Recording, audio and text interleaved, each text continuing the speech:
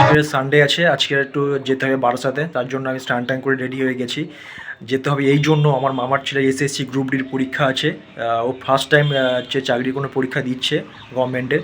তো ও বলছে যে আমি একা তো কিছু করতে পারবো না, একটু মানে একটু প্রথমবার যাচ্ছি, আমার সঙ্গে একটু চল, তাহলে আমার একটু সুবিধা হয়।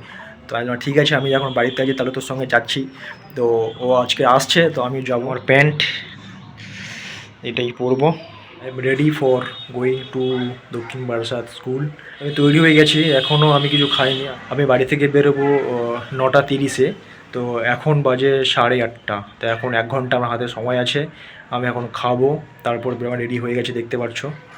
I full ready. তো শার্টটা পরে খুব ভালো লাগছে আমাকে। ওয়াও। আমি একটা গল্প শোনাবো, আমার কষ্টের লাভ স্টোরি। সেটা অনেকটা কষ্টের, আমি আজ পর্যন্ত সেই কথাগুলো কাউকে বলিনি।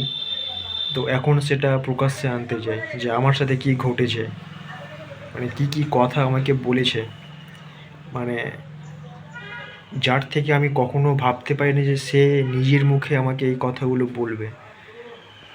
বাট সেই মানুষটাই আমাকে সেই কথাগুলো শুনিয়েছে। সেটা এতটা কষ্টের, মানে খুব খারাপ লাগে। কিন্তু আমি সেটা বলবো, সবাইকে শোনাবো সেটা কী হয়েছে আমার সাথে। আমার মামার ছেলে এখনও আসেনি। ও হচ্ছে বারাসাত পৌঁছাবে তখন 10টার দিকে এখানে আসবে।